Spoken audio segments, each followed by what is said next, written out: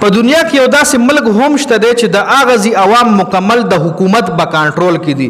دا ملک ته نارت کوریا.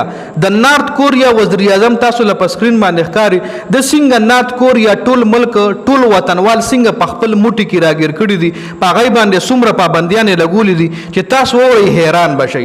بل د نارت کوریا یو داسې ملک دی چې امریکې له په سترګو کې سترګې ورکوي. امریکا هم د دې ملک نه سخت تیارېږي، اور دی هم د امریکې نه د سترګې هم نه رپي. دی غواړي چې په ما باندې امریکا حمله وکړي، خو امریکې دومره جرأت نشته چې په ده باندې حمله وکړي، ځکه د سره ایټم بم شته دی، ځکه د سره دومره جنگي هتیار پروت دی چې هغې بیخي زنګ نیولی دی. د تر اوسه پورې دا هتیار په چا نه دی ټیسټ کړی. نو دی وایي چې داسې به څوک چې په ما باندې په غلطۍ میزایل راولي او زه د دغې ملک خلاف سخت اپریشن وکړم. دی ډېر جذباتي فیصلې کوي. اوس د په عوامو باندې کوم ریسټرکشنز لګولي دي چې تاسو اورئ حیران بشئ. نارت کوریا یو داسې ملک دی چې د دې ملک خلک چې کوم دي دی بل وطن ته نشي تللی. شارټ پیریډ اف ټایم دپاره بل وطن ته تللی شي، خو پرمننټ بل وطن ریزیډنټ شي د دغې ملک خلک نشي ایښتی. که چېرې یو کس د دغه ملک وي او هغه د بل وطن ریزیډنټ شي اخلي کوشش کوي، نو دی هغه سړی رانیسي او هغه له سزای موت ورکوي. لکه دومره سخت پابندي در لګولې ده. نو د نارت کوریا خلک په تاسو له په نورو ملکونو کې ډېر کم لیدلو ته میلاویږي. بل دا دې کې داسې علاقې هم شته دی چې هلته نیټ بیخي نشته دی. نارت کوریا کې داسې علاقې شته دی چې هلته نیټ بیخي نشته دی، صرف دغه علاقو له ټي وي الاؤډ ده، او ټي وي باندې هم داسې چینل هغې حکومت ورپرېږدي چې هغه مکمل د حکومت کنټرول کې وي. مطلب حکومت چې دغې عوامو له څه ښایي نو هغه به ورله ښولی شي. مطلب دغه عوامو له دغه هم نشته چې د پاکستان چینل راوړئ یا د انډیا چینل راوړئ، خپلې چینلې دی به ګورئ، د بل وطن چینل هم نشي کتی. بل د نارت کوریا چې کوم ملک دی، نو نارت کوریا ملک نه چې کله نه جوړ شوی دی، نو په دې باندې صرف او صرف د یو خاندان حکومت دی، د بل خاندان حکومت په دې کې نه دی راغلی.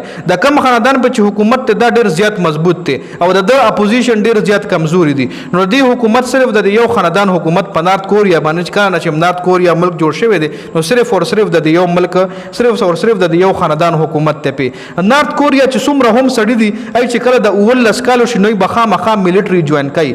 د نارت کوریا آرمي به جوین کوي، دا نه چې د آرمي جاب به نه کوي. د نارت کوریا آرمي چې کوم جاب دی هغه به هر ځوان کوي، هر میل به کوي.